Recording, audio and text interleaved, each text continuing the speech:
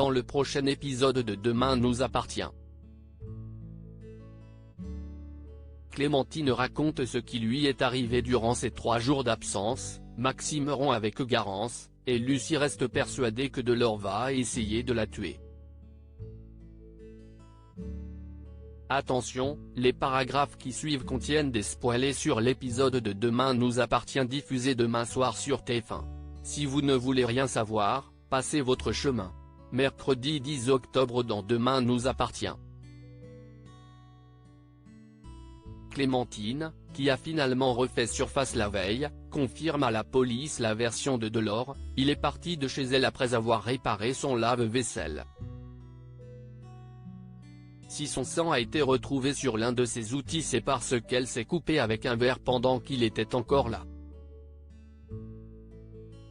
Lorsque Georges demande à Clémentine ce qui s'est passé ensuite, la professeure d'EPS raconte qu'elle a pris sa moto et est partie car elle avait besoin de se vider la tête. Elle a roulé un grand moment et a pris une chambre d'hôtel loin de cette, où elle est restée durant 3 jours. Au lycée, quelqu'un a écrit Timotiste sur une table. Nour, outré, est bien décidé à trouver le responsable, mais Timothée s'en fiche. Il sait que sa différence fait peur aux gens mais il se moque du regard des autres. Nour l'envie, elle aimerait tant ne pas avoir à se soucier de ce que les gens pensent d'elle. Plus tard, chez elle, l'adolescente montre à Timothée la robe avec laquelle elle aimerait aller aux 25 ans de ses parents.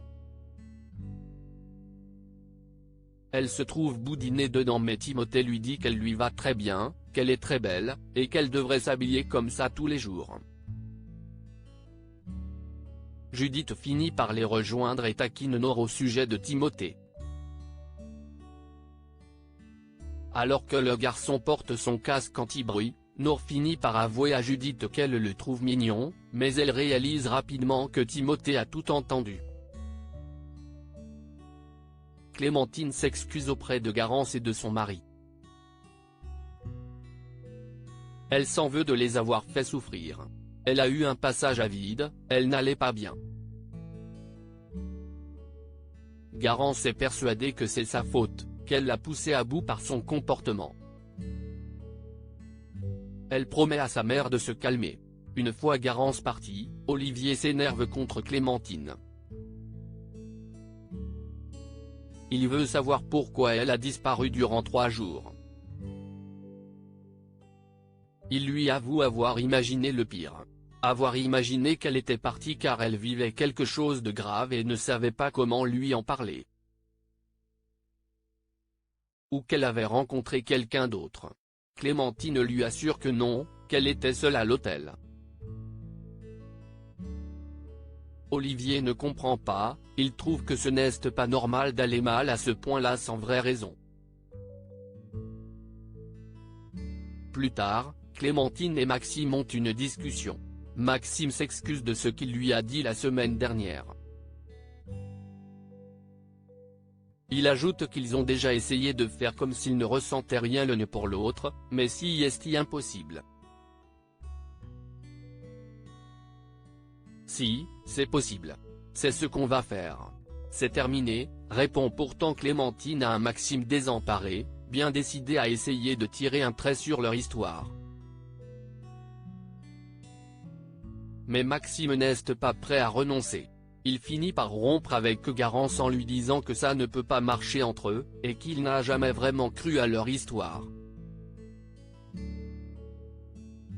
Garance, déboussolée, s'énerve car elle réalise que Maxime la quitte à cause de cette fameuse ex qu'il n'arrive pas à oublier. Patrick Delors, de son côté, est libéré de prison mais se heurte notamment à l'hostilité de Tristan, qui a loué sa chambre au Spoon à quelqu'un d'autre.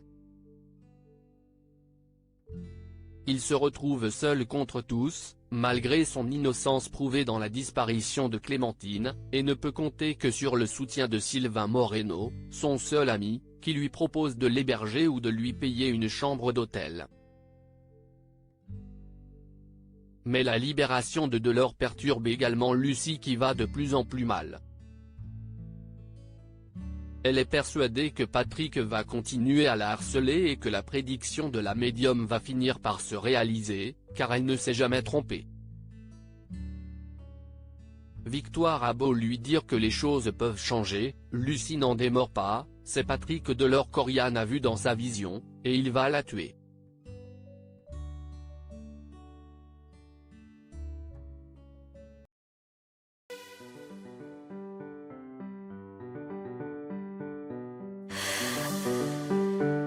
나